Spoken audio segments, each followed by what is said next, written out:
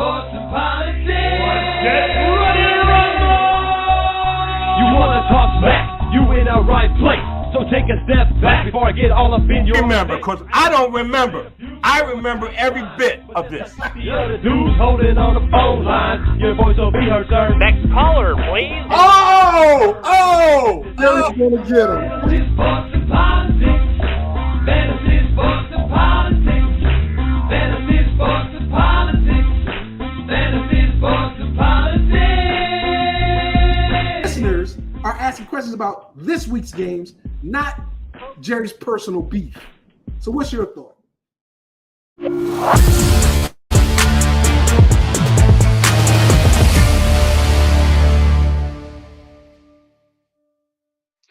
Ladies and gentlemen, boys and girls, children of all ages, welcome to Fantasy Sports and Politics. It's me. It's Mr. FSP, doing what I do because I do it for you all day, every day. How are you? I'm a little late.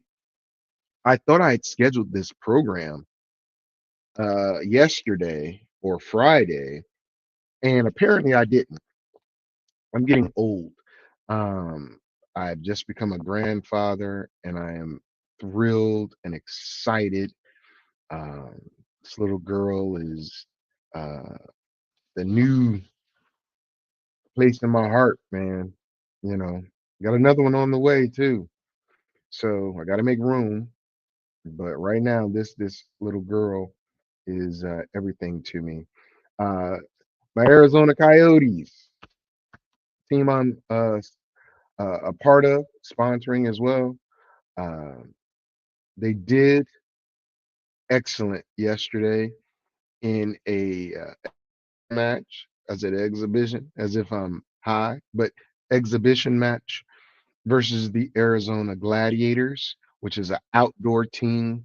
They graciously supported us in this charity event and played without two left tackle, right tackle, and DNs pretty much. But everything else is the same. Good event, lot of energy, and it was a Toys for Tots event for the Geronimo Project, which is one of the owners / offensive coordinators brother, who I believe passed away. So it was an event where we knew it was going to be a good event just for that reason. Fans in the stands, meaning our fans, their fans, family members, showed up, made noise, showed out, and they gave us a good environment, you know. So I want to give a lot of love to the Arizona Coyotes, which is this team. We had to protect the den. It was our first opportunity to face someone outside of our own jerseys. So of course, you know, you're gonna have some tension because you couldn't wait to hit and all that other stuff. But it was a wonderful event. One big thing I need to say is if you're in an organization in the community, that's one thing. But to serve that community through your organization is paramount. Just because you show up, you put a football jersey on, some pads, some cleats, and all that, and say you're representing a certain area, that doesn't mean that you actually are serving that area. And I am very proud of the Arizona Coyotes and what they mean to the community uh, in Phoenix. It's a little different, you know, it's a little different when you're putting on an event that's for someone or something, and you add a little extra oomph to it because you know you are the better team or the better organization, whatever it is. But those kids or that kid or whoever. They're depending on you to represent them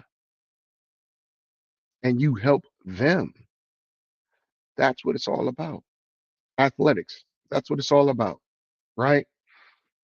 It's fun. At higher levels, you make money, make a lot of money. But for the most part, you're representing your area. That was on display yesterday. So I'm thankful to have been a part of it. Um, I look forward to more events that we're going to put on as we move toward our season. We look really good. No need to share the score. We won. Yes, we did. But the event for the kids is what matters. That's it. That is it. Okay. So, with that being said, it's time to get into our picks and our information. You know what? You know what? Let me find my music. Yeah.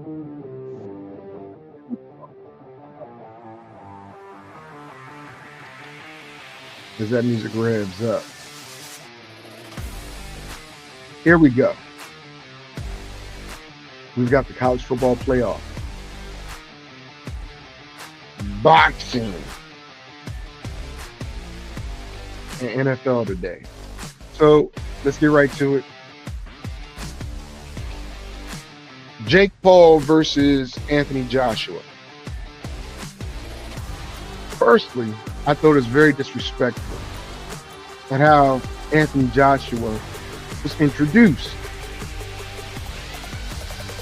No mention of him being a two-time unified world heavyweight champion.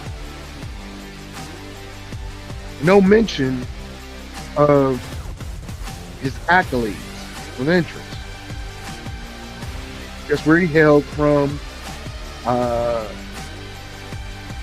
his record, and his name. Yet, Jake Paul, I'm glad he got knocked out. That was a technical knock. Well, it really wasn't a technical knockout. It was a knockout. But he came to the ring in this Hulkamania year. He walked out initially with, "I am a real American." Okay. Kind of rubbed me the wrong way. Then Tekashi 6ix9ine takes him to the ring. That should have been a telltale sign. I wanted Joshua to knock him out early. Just for wearing Hulkamania and coming out to that song. And then Tekashi. Okay. I don't know if there's a clause in those contracts whereas you can't, the actual boxer, the professional boxer, because it was a sanctioned match. It counted. It was sanctioned. Where the known professional fighter, two-time former world heavyweight champion, can't knock you out in the first round. Because I know Joshua said he's going to fill him out. He's going to fill him out. What you saw was every time Jake got hit or he would go in, he would try to take him down. Like he's wrestling. He tried for a single leg, a double leg. Kept getting smushed down. He got some shots in. He did. But I don't understand why Joshua waited until the 5th round to finish him. He literally, because Jake was, on his toes the first round or two. Round 3, when he wanted to trade, Joshua should have knocked him out then. Not 2 rounds later. You could 25-pound difference in weight. Both made the heavyweight, amount or whatever. But Josh was normally 230, 240. Jake was what, 219?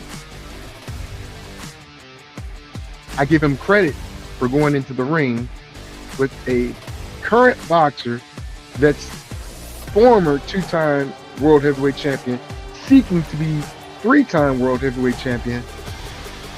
But that fight should have not gone 5 rounds. Boxing. I will say this. The entertainment value was not really there, except in the undercard. The undercard had some good fights, some stone cold knockouts. Anderson Silva fakes like he's going to kick my boy and then knock him out. Look, I don't know if Woodley's still part of American Top Team or if he's a part of the Gorillas or whatever it is. But bro, you gotta remember, y'all not kickboxing.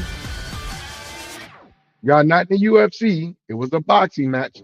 So for Anderson to lift that leg, he played a mind game on you. Literally, he played a mind game and put you to sleep. You weren't the only one to go to sleep, but it is what it is. I got 2 messages. Let me see who they are. Yes, we live, Specialist Gubby. And that still ain't going to stop you from going to wrestling night. You know what? Hey, B, you right. I'ma still go to wrestling. I don't like Hulk Hogan. Or nothing to do with Hulk Hogan. Ever since what happened. I know he apologized. But the boys and girls in the back knew how he really felt and was. We say a lot of things, but it's our actions that make the difference. Stone Cold action, not Stone Cold Steve Austin, but our actions, which makes the difference, right? I'm not knocking on his legacy. I'm not knocking on what he did for the industry. I'm knocking on the person, a real person that portrayed Hulk Hogan was the complete opposite of Hulk Hogan. Vince McMahon made Hulk Hogan.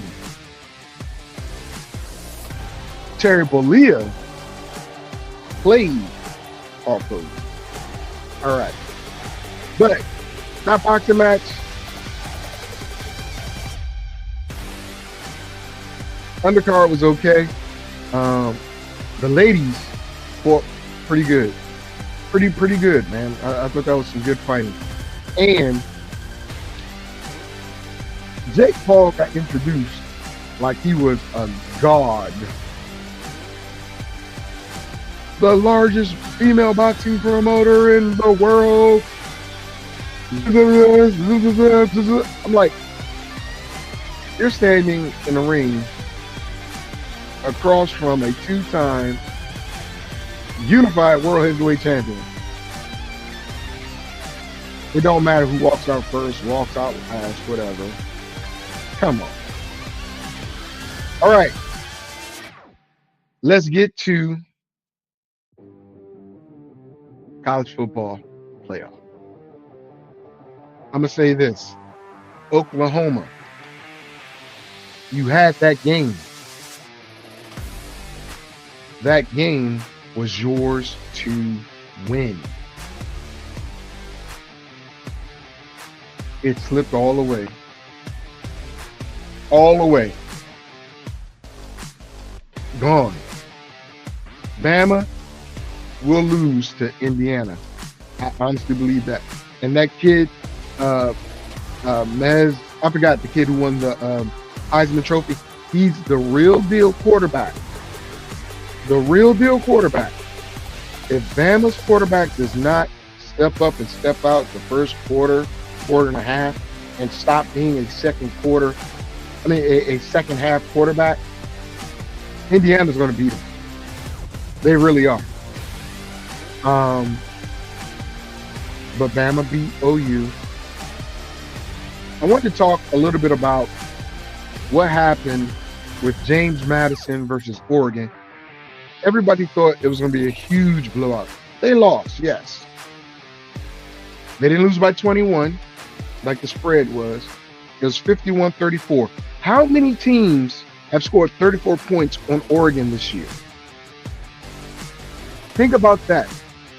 James Madison University, alma mater of one of my favorite, if not my favorite NFL player, Gary Clark, put 34 points. They're a mid-major versus a Power 5. They put 34 points on Oregon. Oregon wins 51-34. That's nuts. Absolutely nuts. James Madison wasn't supposed to score, according to a lot of analysts. They put 34 points on them. Outstanding. Good job, James Madison.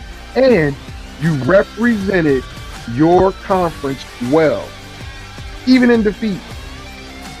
Even in defeat. That one game probably took some JUCO kids or some 3 to 4 star kids and sent them to James Madison. It's in Virginia. It's a nice location. It's a conference that you can win continually. And to put on a good performance like you did, excellent. Tulane and Ole Miss. Now, I thought Tulane was going to do a better job than they did. I can't say Tulane was not competition for Ole Miss, but Ole Miss looked like a Power 5 team. They are. Not like a word. Lane Kiffin left behind several of his coaches that helped Ole Miss get to where they were. So they really didn't miss a beat. The only difference was the decision making. Lane Kiffin decides one way, the interim head coach decides another way, but the result was the same. Decisive victory over Tulane. I thought, just me, I thought Tulane would perform like James Madison did versus Oregon, and that it would be a tougher game for Ole Miss. No. Tulane laid an egg.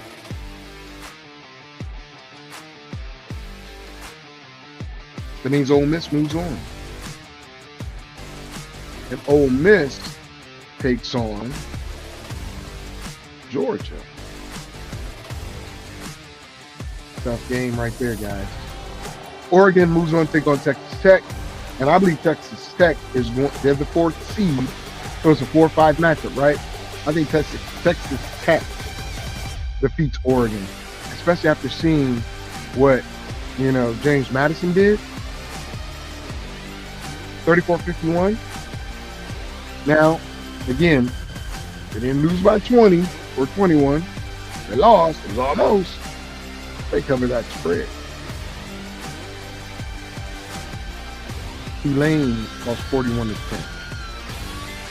That's supposed to have been a 17-point spread. They lost by 31. To the game that surprised most of us, I'll say this. Miami's defense showed up. Beck didn't show up. That offense didn't show up for Miami. They won 10-3. I was not expecting that game to be a low-scoring game.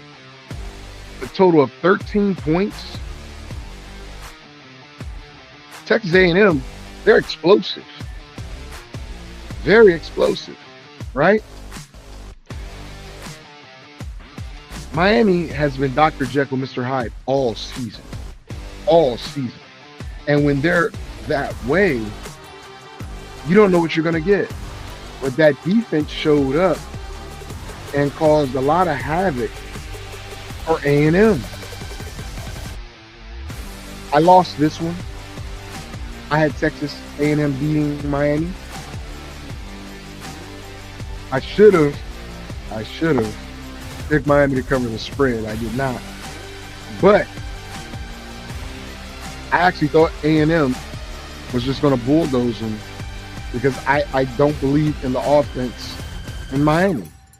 Now, Miami's reward, they get to go play OU. Ohio State. OSU. I got to call them the OU because that's their plan, the real OU, whatever, right? They're the number one seed for good reason. I don't know if they can shut down the offense of Ohio State, meaning Miami. The U, if they can pull this off, they're going to upset a lot of people. But in order to do so, Beck has got to matriculate that ball down the field. All right? I'll say this. He did more for them than Cam Ward did.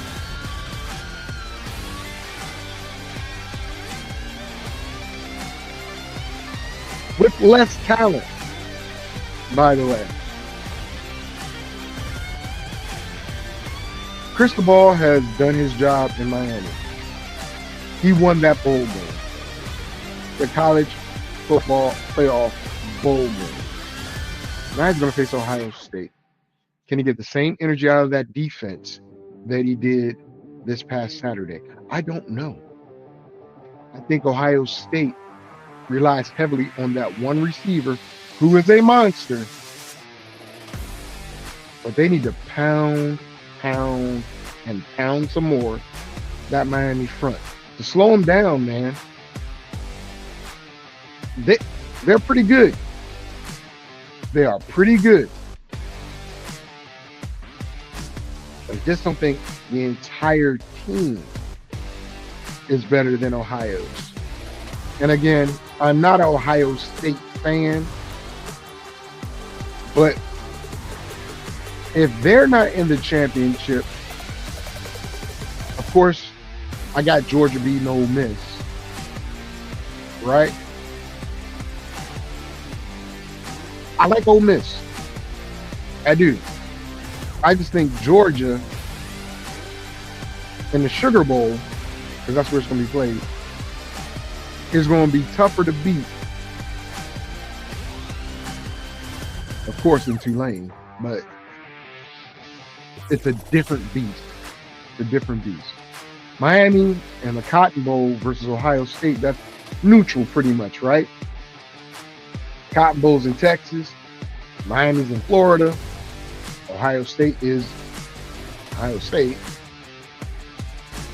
I think you have more Georgia fans traveling to the Sugar Bowl, even though Ole Miss is closer. I think you're just going to have a lot more fans of Georgia in that Sugar Bowl.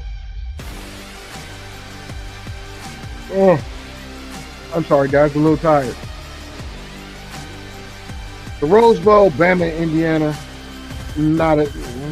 no big advantage, right? No big advantage. But I believe Indiana's going to beat, Alabama. Alabama starts slow. They start slow versus Indiana because Indiana has good defense, man. OU does as well, but I don't know what happens. I don't. Oregon and Texas Tech, in the Orange Bowl. Again, these are all really good neutral sites. I think the only site that will have a real advantage is probably going to be the Sugar Bowl. I really think so. These should be some very good matches. I don't know why my video is choppy. I don't know. But that's the college football playoff. That is the college football playoff, okay?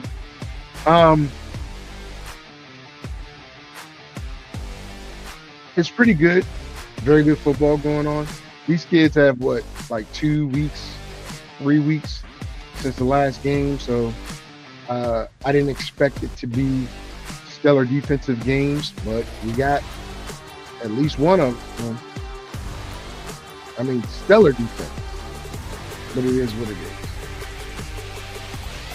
With that being said, it's time. It's time to move on to the NFL. And let's go over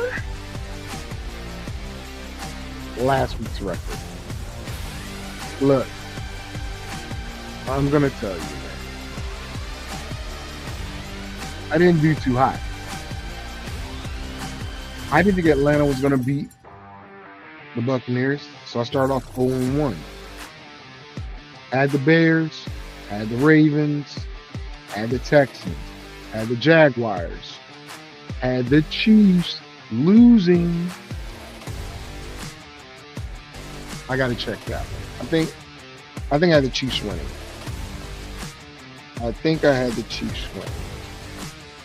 Oh, look at it. I can't find it. So, I'll give myself, because I can't remember, I'll give myself an L. So that's 2 losses, right? I had the Patriots losing to the Bills. I had us. Commanders winning, the Eagles winning, the Broncos winning. I had the Lions winning, but they lost. I had the Panthers winning, but they lost, so that's 4 L's. I had Seahawks, 49ers, and I had the Cowboys. So I lost 5 games. 1, 2, 3, 4, 5, 6, 7, 8, 9, 10. So I went 10 and what? 10-6, 10-5 last week. Still, decent. Not to the level I should have been, though. Not to the level I should have been. 10-6. But this week, I've already started off pretty good. I'm going to write them down on my pad. Because if I don't write them down on my pad, I always forget, right? So, I had the Eagles beating my Commanders. I had Green Bay beating the Bears. So, I'm 1-1 so far, right? Let's get to this week. Now, Christmas is happening.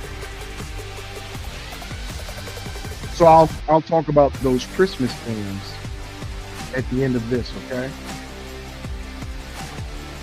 Buccaneers and Panthers. Both are 7-7.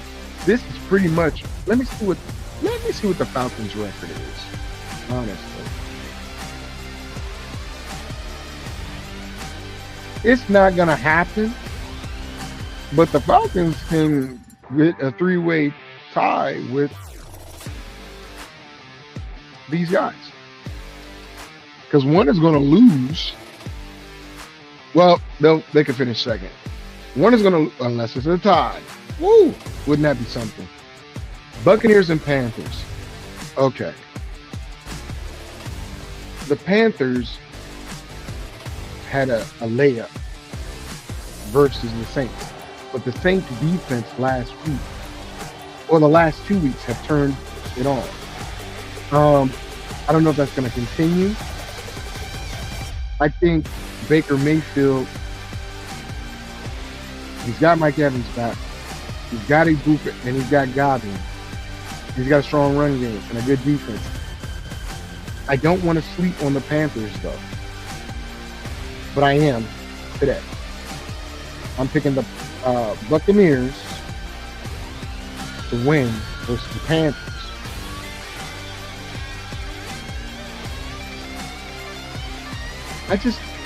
Look, there's some incentives in this game. Rico Dowdle needs a touchdown to get a bonus. He needs 100 and something yards rushing to get a bonus. I think they're going to try to do that. But in the process, I don't think they're going to be able to continue to run Rico, because I think the Buccaneers are going to throw the ball pretty well and effectively and win the game.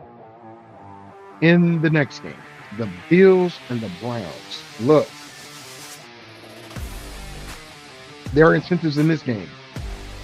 First thing is this. Myles Garrett can tie. He can tie the all-time record in sacks in the NFL in this game. No one's laid down for him. No one's giving him a sack. And I'm quite sure it's going to be tough to get Josh Allen down. He's not going to fold up just because Myles Garrett is a good guy. No. And I'm PO'd at the Cleveland Browns. That defense has disappeared over the last 2 games. I am not sure what happened. But it's like they stopped learning, or they stopped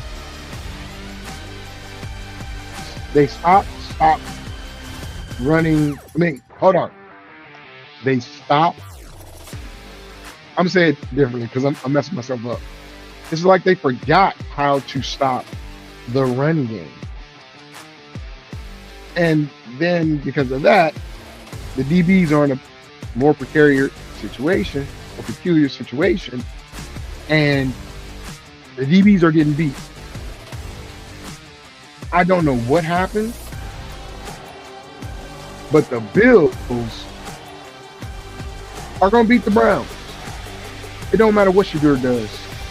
Doesn't matter what Jenkins does. And Jerry Jeudy, don't say not one more thing to that quarterback. Especially, never mind. But I definitely have the Bills beating the Browns. And I don't think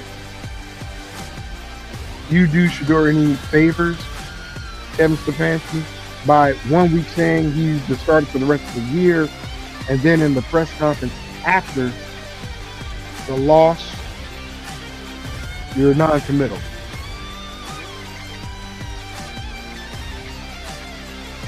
He had one bad game. I get it. But stick to your guns, guy. Chargers or Cowboys. Now look, I hate the Cowboys with a passion. The Eagles have already won the division. The Cowboys going 8-7-1, not gonna happen. Playing the Chargers at 10-4, who have a playoff spot, but not a bye. They're looking to fine-tune some things.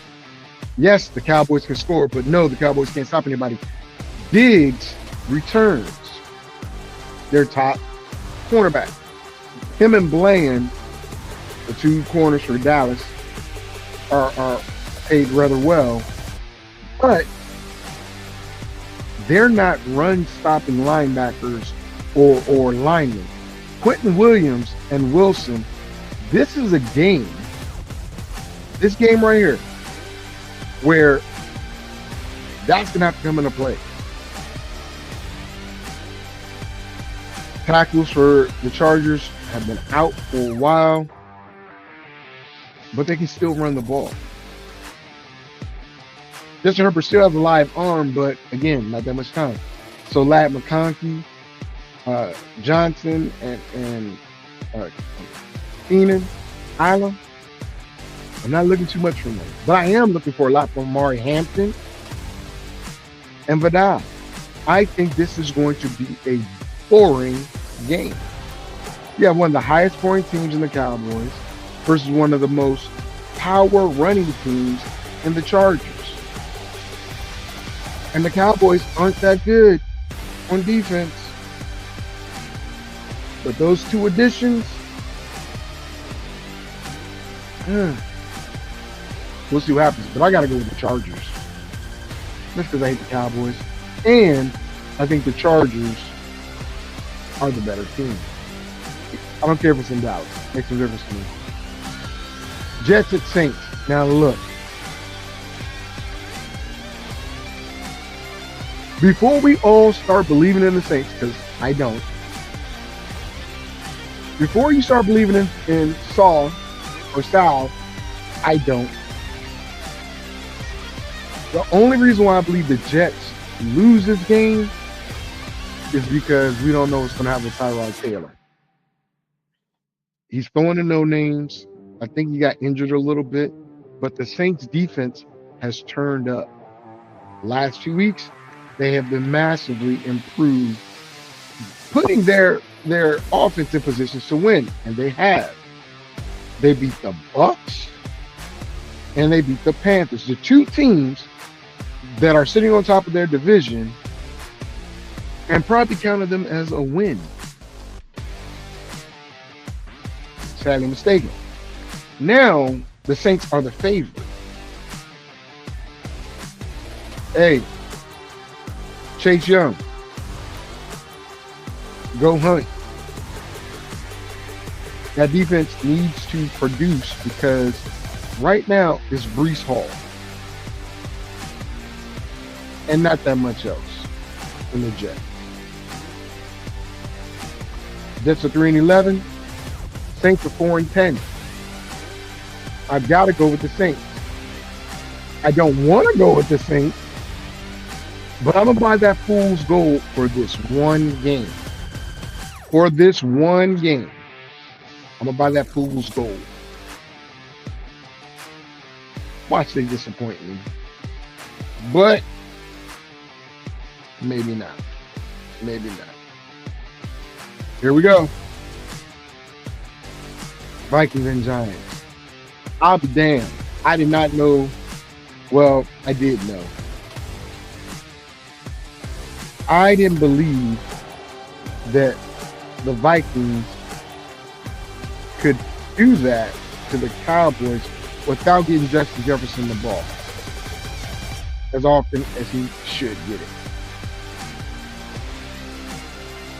I know McCarthy's feeling himself. He beat a Dallas Cowboys team in Dallas that looked terrible. The Giants aren't that good. They're 2-12. Jackson Dart, he's working with what he's got. But this is Brian Flores' defense. Do not mistake this as a powerhouse offensive team. They are 6-8. It is by far a defensive team. I didn't realize Adam Thielen wasn't with Minnesota anymore, but that's good because now Aaron Rodgers has another receiver to throw to. But the receiver to get in this game, Addison. He has more rapport with Addison than he does with Justin Jefferson. I don't know why. But the Giants aren't a sad sack on defense. They're not. I'm going to go with the Vikings. However, I would not be surprised if the Giants surprise the Vikings. They're bad, but they're not ultra bad. They have opportunities to win games. I think it's like midway through the third quarter in the last couple games for the Giants, they're like, nah, we going to get the first overall pick.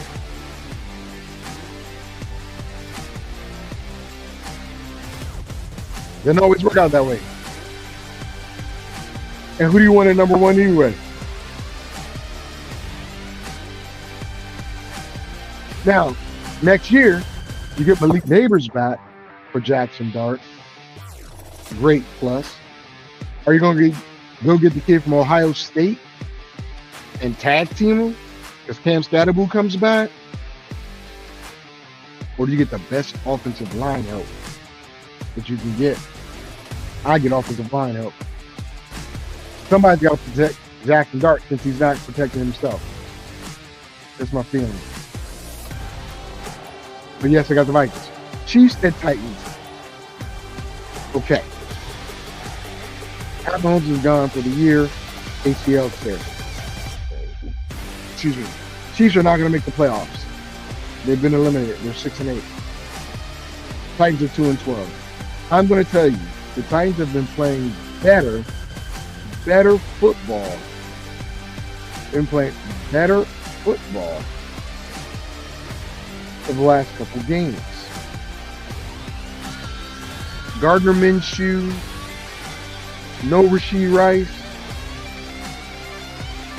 That makes you depend on Hollywood, Worthy, Kelsey, Pacheco, and Hunt.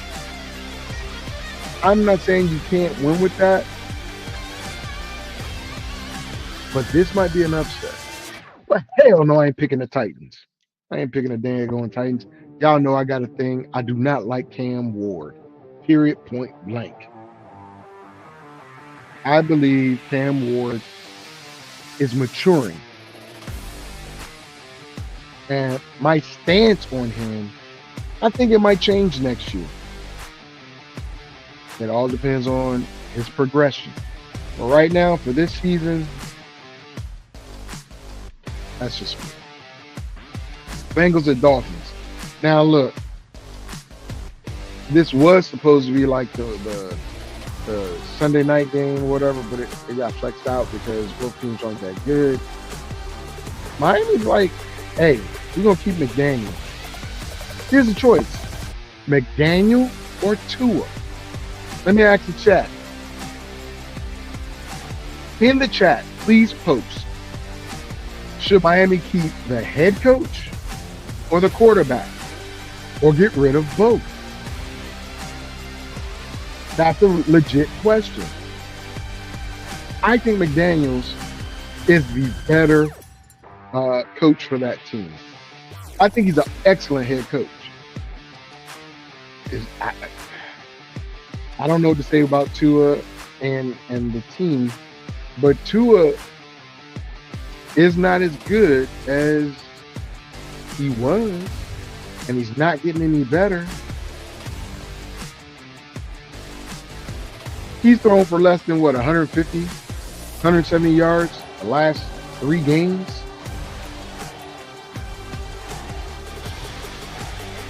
Prior to that, he hadn't thrown for more than 220 yards, I believe, since the Cheetah got hurt. That was early on in the season. Yeah. There's a reason why you find Tua on your waiver wire well before he got benched. So, again, the question is, if you're a Dolphins fan, Dan Carr, I know you're a Dolphins fan, do you keep Tua or do you keep the head coach? Or do you jettison both? Leave your comments, folks. I mean, I'm going to come back to the live and hopefully I'll have some there. If not, I'll reply on the different platforms. As my students said, like, subscribe, and share. I gotta share these videos with y'all, man. I gotta share these videos with y'all. I love my students, man. I love them. Anyway, let me get back. Here we go. We've got Falcons at the Cardinals. Look. So I'm the number 1 seed in my league, right? And I had Jacoby Brissett, who was doing excellent, right? but we also are a keeper league. And someone dropped Drake May. Now I know Drake May was not putting up the numbers like Jacoby Brissett. Y'all can check. I'm not BSing you. So I took the opportunity, and I didn't think I was going to get him, because I was the people that could get him. I was like second to last, but nobody else bid on him that could beat me. Crazy, right? So I dropped Jacoby Brissett. In another league, I didn't like how Kirk Cousins performed the past couple weeks. And then he goes out and he obliterates Tampa. But I had already dropped him for Marcus Mariota leading up to last week. So I dropped him. I won my game, but I could have dominated my game. Going back to my league, my opponent had Tua. And he thought he was going to grab Tua off the waivers because he bid on him. We have a rule. And the rule is, and I don't think he understands, but the rule is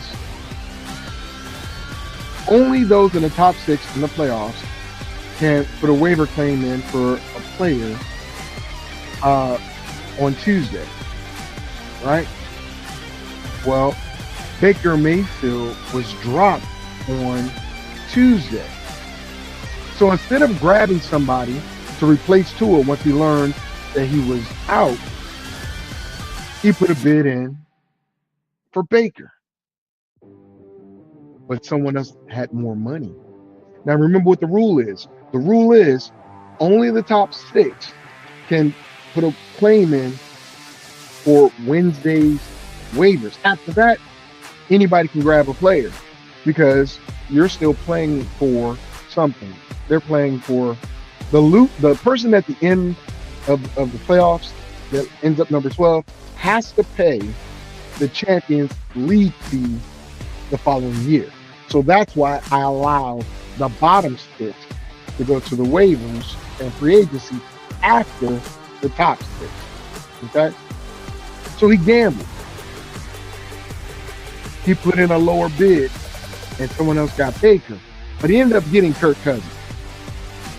Kirk Cousins versus a beat up Arizona secondary. Oh my God. I usually ride with Kirk. But I couldn't pass up on Drake. And I wasn't going to drop Drake and pick up Jacoby again. But Jacoby's getting Marvin Harrison Jr. back. Wilson has shown up. McBride is their all-world guy. Is it going to be Carter? Is it going to be DeMarcus? Who knows who the running back is going to be for Arizona? But we do know this. Kirk Cousins likes throwing the ball to Kyle Pitts.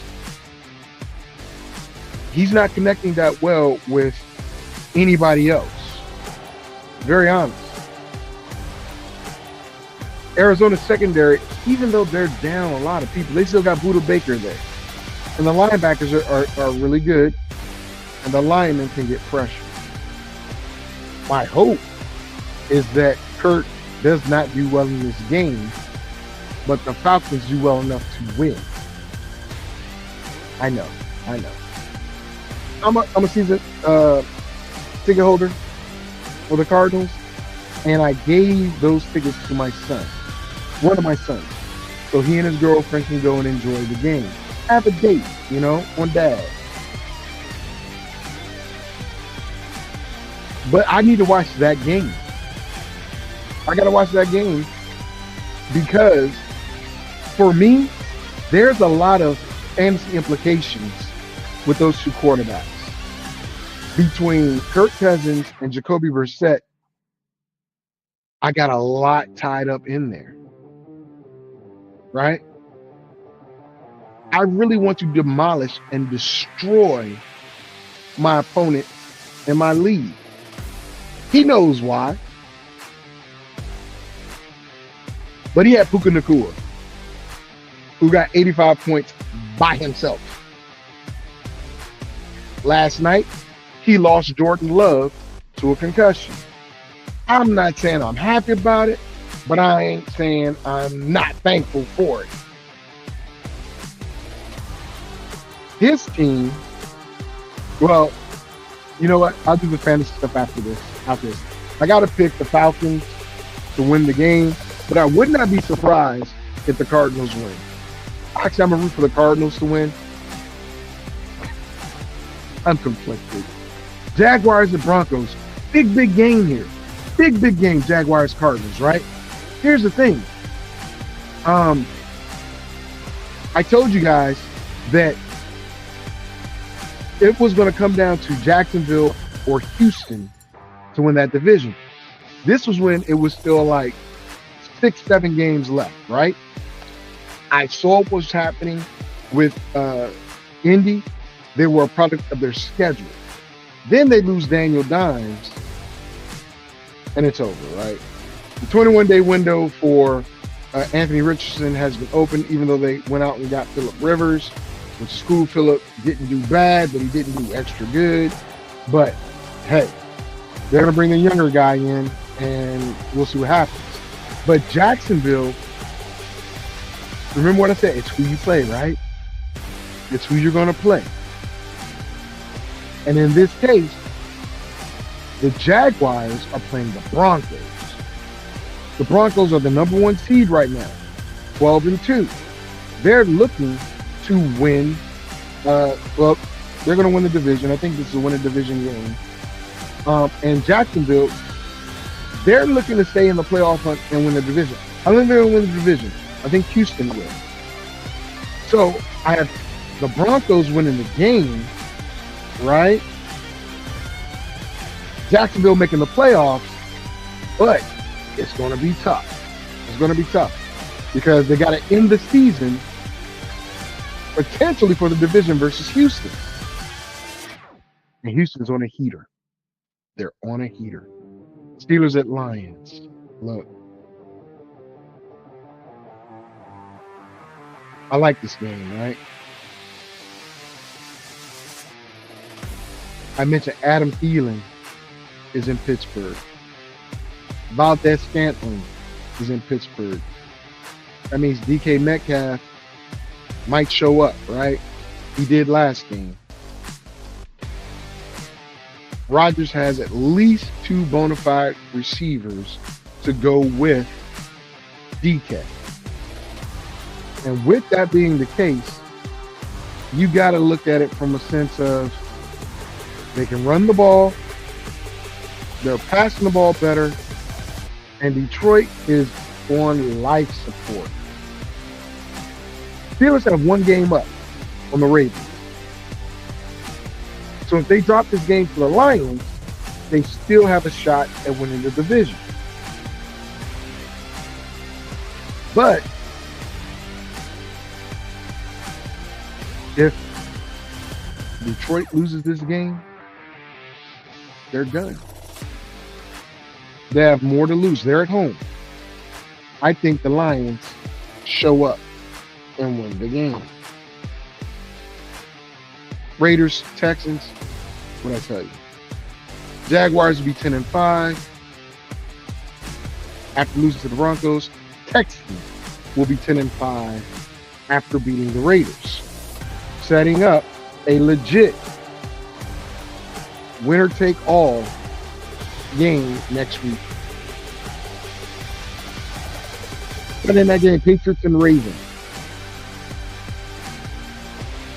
If the Steelers lose, they'll be 8-7. But if the Ravens lose the Patriots, they'll be 7-8. Still 1 game back, and they're going to need the Steelers to lose again. But the Steelers hold the tiebreaker.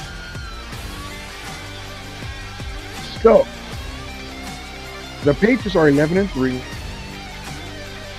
coming off a loss to the Bills. I thought they would.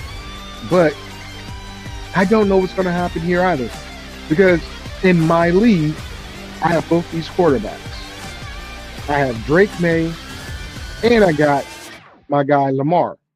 So I'm watching this game for sure because my fantasy hopes in my league I run lie in this game. I have both quarterbacks and both number one receivers for these teams. Stephon Diggs and Flowers. I'm hoping this is a shootout. And both receivers go over 100. Get in the end zone once or twice. No. It's Baltimore. We'll see. But Baltimore's fighting for their life. They're fighting for their life. Patriots have not sewn up the AFC East yet. So they're fighting to win the East. Buffalo, if I'm not mistaken, what is Buffalo? Buffalo is 10-4. They won the last game. Will it come down to week 17? Week 18, I should say. I don't know. But if the Ravens win, it's going to be tough sledding for the Patriots to win that division with 2 games left. I think they'll do it, or 1 game left. I think they'll do it, but it's going to be tough. They've already exceeded my expectations of 9 to 10 wins. So to get 12 or 13 wins, outstanding. Outstanding, right? But I got the Ravens winning this game, man. Because they're on life support. They're on life support. Last game, Monday night, 49ers and Colts. Old man Rivers tries to make this a slobber knocker. They're going to run Jonathan Taylor like crazy. That means CMC. This is CMC versus Jonathan Taylor. And if you don't think the other running backs don't want to have the better numbers than their opponent, you are mistaken. CMC's going to catch and run the ball. Jonathan Taylor's going to run the ball. They might even throw it to him a few times. But again, the Colts are on a downward trajectory. They lost to Seattle in a very tough game. Very tough game. On the road at that. But it is what it is. I got the 49ers going into Indy and winning the game. All right. So let's review the wins and losses, shall we? Eagles, I can already check them off as a win. Green Bay, I can check them off as a loss. Bucks, Bills, Chargers, Saints, Falcons, Chiefs, Broncos, Lions, Texans, Ravens, 49ers. Now, at this point, I would normally give you a teaser. And why not? I'm gonna give you,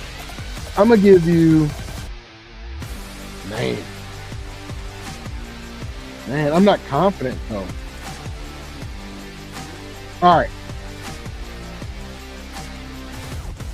With teasers, some of these guys I'm picking will have like double-digit, room. Double-digit room. I'm gonna give you the Bucks, the Bills, the Bucks, the Bills, the Broncos, the Texans,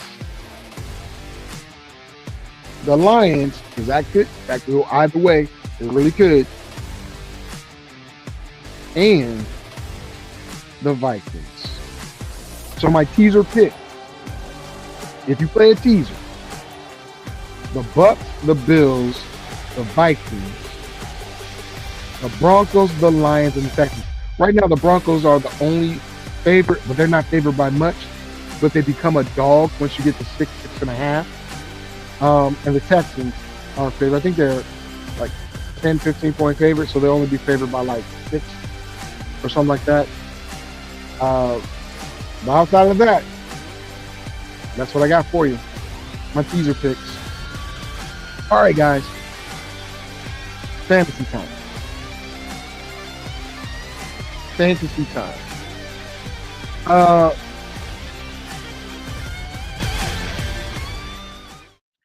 So what I'm going to do is I'm going to share my screen, okay? I'm going to share my screen. Share my world. I can't sing, y'all. Y'all know I can't sing, but it's okay. I'm going to share my screen and bring up this uh this matchup, right? Okay. Here we go. I am the god of war, and I'll just show you. I'll show you all what it is that. Oh no no no no no! Wrong button! Wrong button! Wrong button! Here we go. Share my screen. Fantasy. So over here, you see what I'm playing for? That was the entry fee. That was the entry fee. I'm second in points, but I'm fourth in the rankings, right? No, I was fifth in the ranking. Crazy, right? But second, right? No, excuse me, second, the second seed, fifth seed, first seed, right?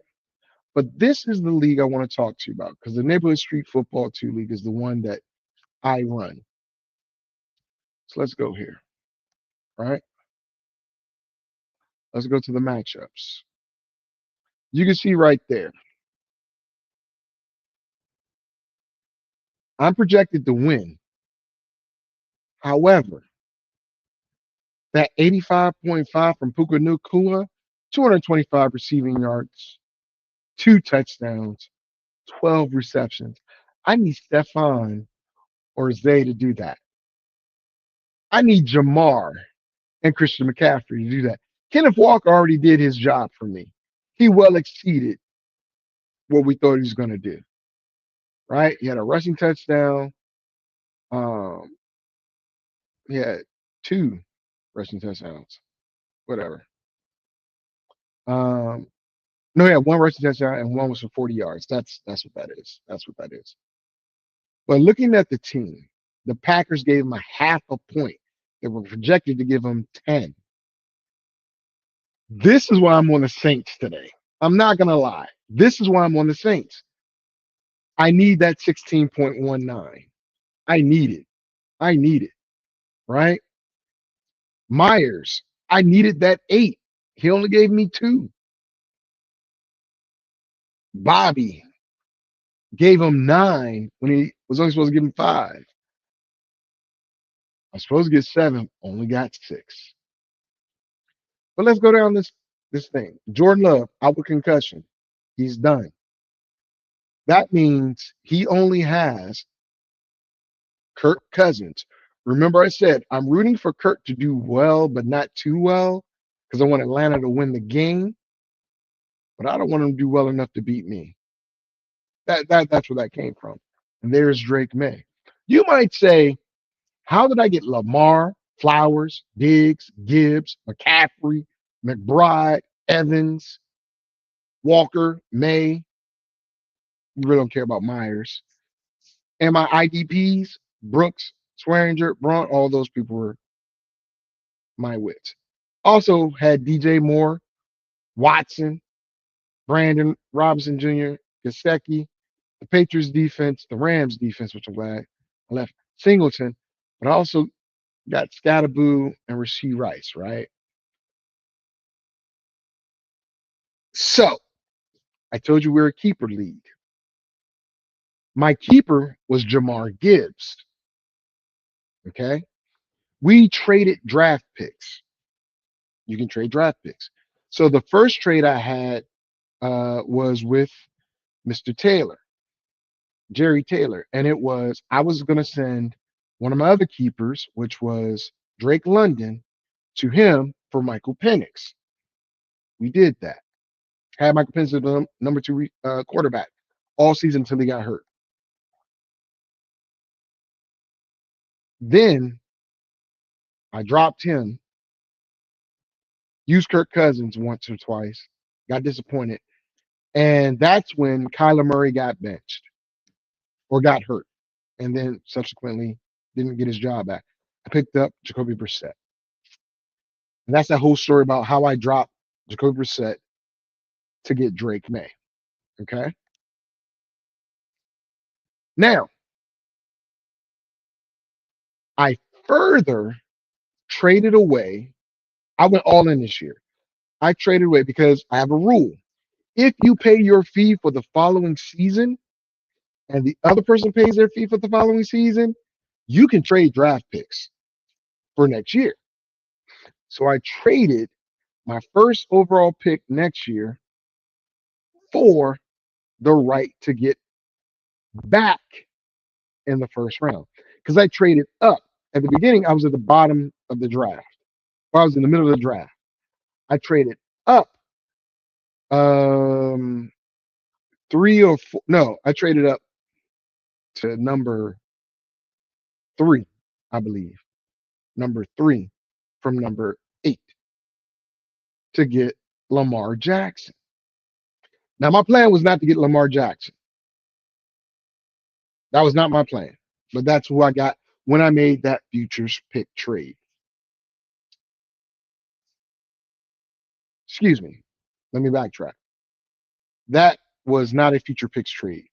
That was a current year trade I made with Van. He got my first overall pick and my second pick. I got his first overall pick, which was the third pick in the draft. Okay. It was the third pick in the draft. So I went from 8 to 3. That was the first pick. Then I traded, and I got Lamar with that pick. Then the futures pick, which I did with Tony, I got Christian McCaffrey. And when I got Christian McCaffrey, so many people laughed. They were like, "Are you crazy? He's washed. He's done." We know who said he was washed. We already know who said that. Right now, that guy's 3-13. So I paired those two. I paired them. Similar style of play. Because I wanted Bijan Robinson. Bijan went number 1, right? Then Josh Allen went number 2. Because quarterbacks are king in this league.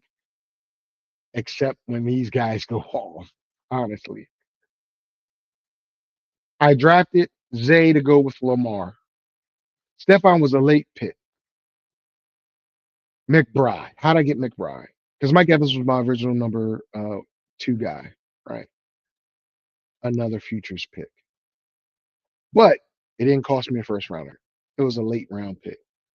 But as long as people paid, I have no problem with it. You might have a problem with that. That's okay. But my rule is if you're committed to the league and you pay now for next year, I have no problem. You've done more than anybody else that complains. I don't care about those that's going to complain that may or may not come back next year. You've put your money down. You said you're going to return.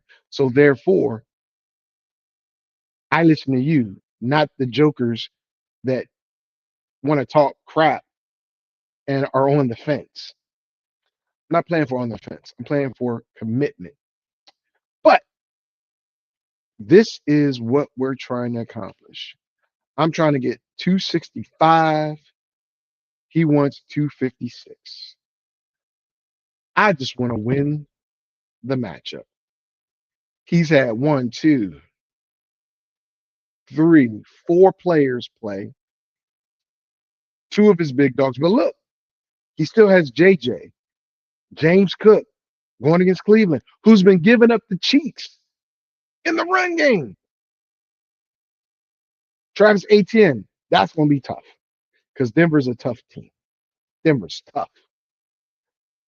And he's got Kurt. I'm not really worried too much. Well, Aaron Jones might go off, but I'm not really worried too much about another team. I mean, another set of players. But with Jordan Love getting that 6, that helped me out immensely. I need McCarthy to forget about Justin Jefferson like he has all season. Just forget about it. He doesn't exist. Throw it to Addison. Although against the Giants, I don't know if that's going to happen, bro. And I need Cleveland to stop the run, man. Just stop it. And stop him in the passing game. And Travis, that's going to be tough either way. Either way, that one's tough. I mean, Denver, they're no joke. They are no joke.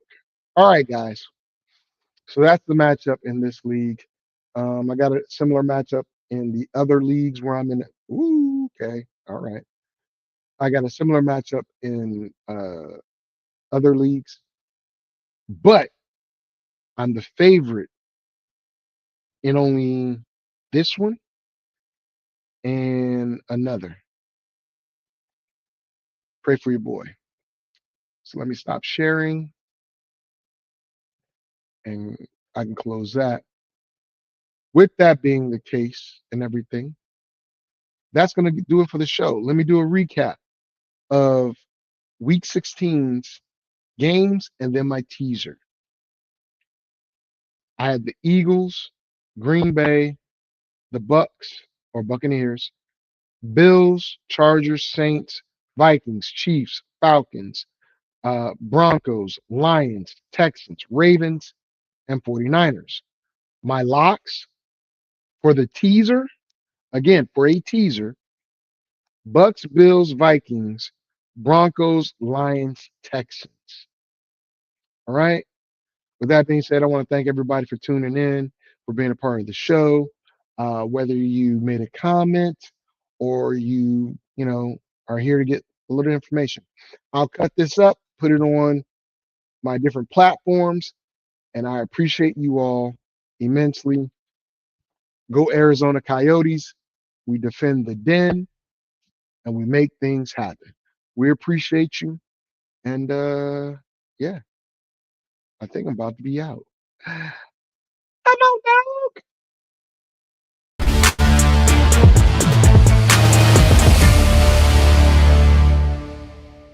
Fantasy, sports, and politics. Get ready to rumble! You wanna talk smack? You in the right place. So take a step back before I get all up in your Remember, face. because I don't remember. I remember every bit of this. You're the dudes holding on the phone line. Your voice will be heard, sir. Next caller, please. Oh! Jerry's gonna get him. Fantasy, sports, and politics. Fantasy, sports, and politics. Fantasy, sports, and politics. Fantasy, sports, and politics. Listeners are asking questions about this week's games, not Jerry's personal beef. So what's your thought?